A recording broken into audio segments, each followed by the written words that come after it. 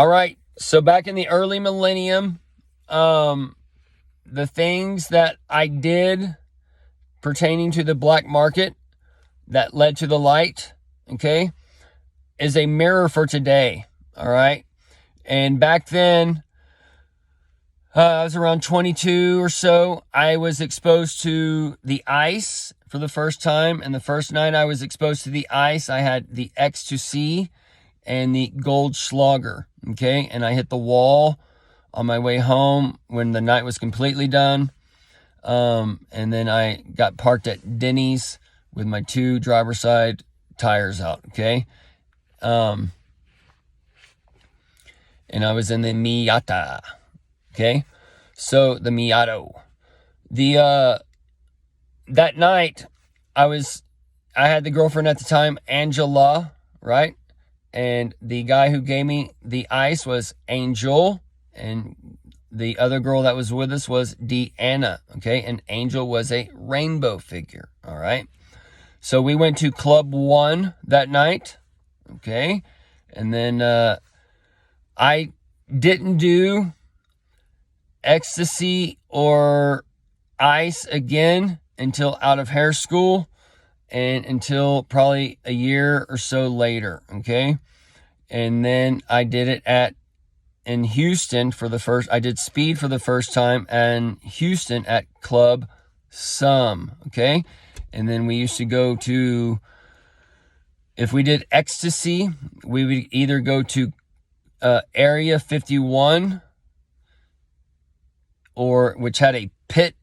Okay, it had an upper section with a pit down in the middle.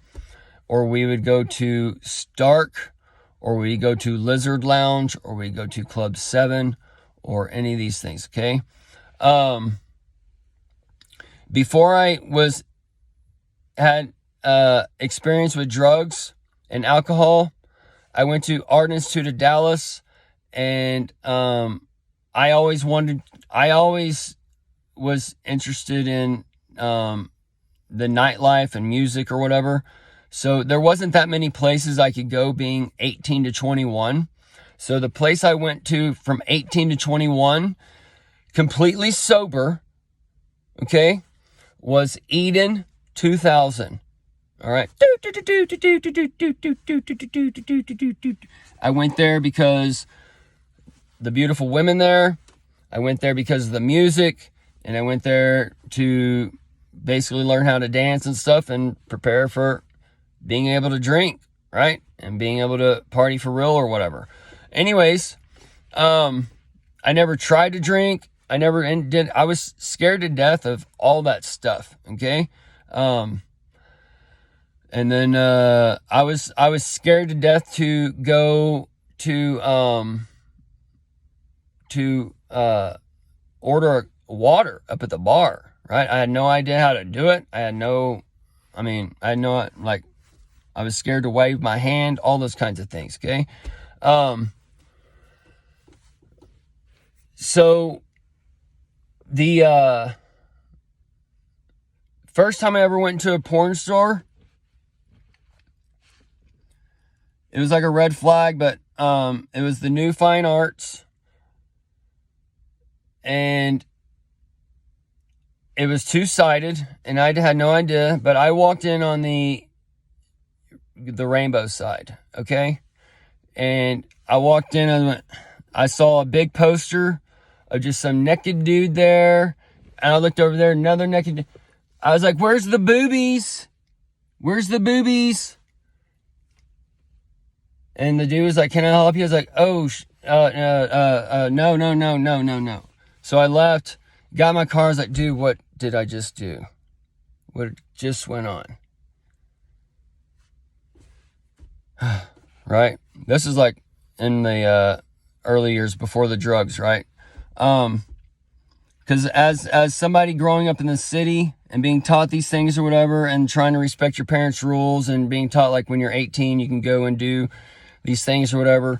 You go and try and experience the world, and you're just like, oh shit. Like, anyways, so I got in my car. I was just like working on my brain. I was like, oh my God, I was just tainted for life, dude. I can still see the poster.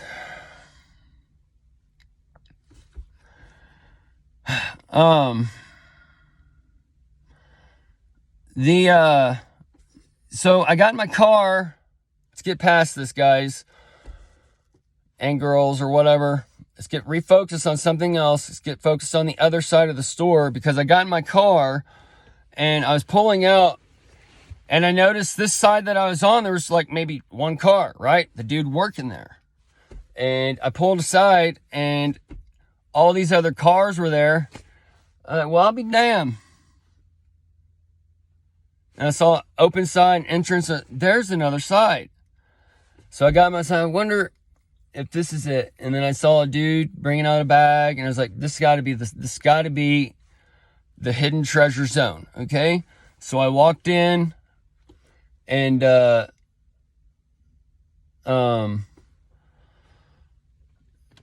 was bliss, right? Boobies everywhere. And even more than I expected, right? All for free, right? You just walk in and get it all. You don't even know what to do as a fresh 18-year-old boy, right? I mean, I was exposed to the nudie magazines before, don't get me wrong. But this is like a whole new experience, because you used to have to like take them out of the bag or whatever. This is just like all handed out, and you look at it's whatever, right? It's just crazy.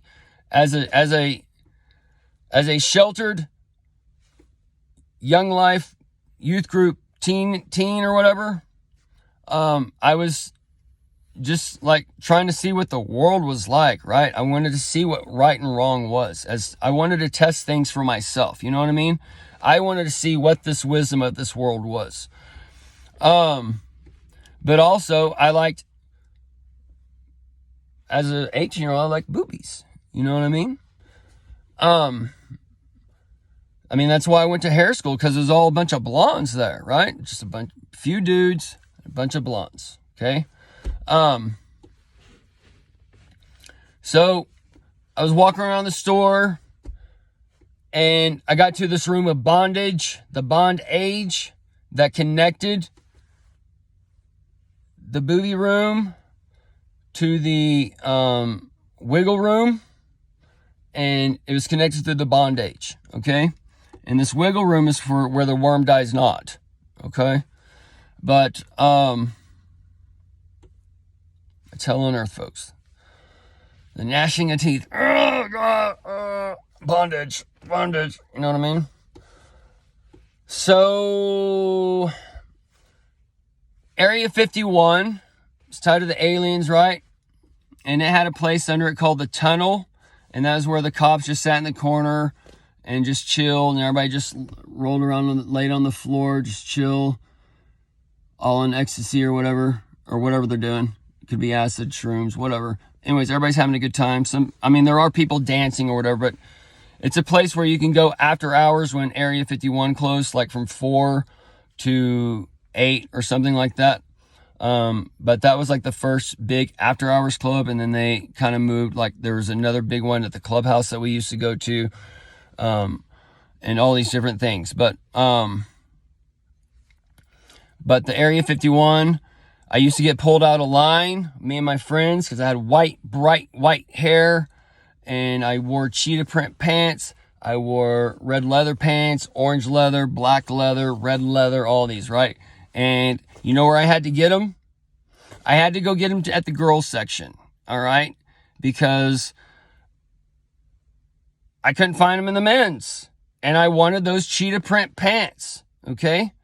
And I wore them with my camo shirt and stuff. And they'd pull us out of the line. And we'd get pulled into the club early. And it was just like being a rock star or a movie or whatever thing, right? And then before the dude that I got brought into, that I worked for, or so-called worked for, I leased a space from him, but he brought me in, and it was the leader that brought everything in, then my dude, and then me, okay? And I was the white boy that was being molded, all right, and groomed. But everything got taken down eventually, and So this one group, through the triads, supplied like a third of DFW's things. So when he got popped, everything went down a lot, okay? So my other group of friends that I had no idea, okay, which was involved with a doll son, the D-all son, and an Adam, okay?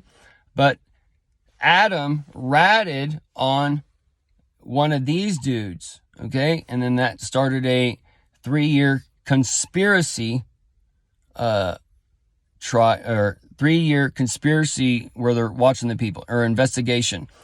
So this investigation went on for 3 years or whatever, and they eventually came into town and popped him, okay? Before they popped him, about 2 months before that, 3 months before that, we were at Area 51. We were down in the pit, okay? All the lights turned on, okay? And the DEA, all the music turned off, everything just stopped. And then the DEA came in, and they came down. He said, we got to go. We went up. We left immediately, and a few months later, they were popped, okay? So there's many times in my life when the Lord has just had his hand on me, okay? And through that time, the dude that got me started, okay? He said they was looking for a white boy, right? And we assumed that I was that white boy. We'll never know. But there was things that happened all through my life that's just kind of weird, with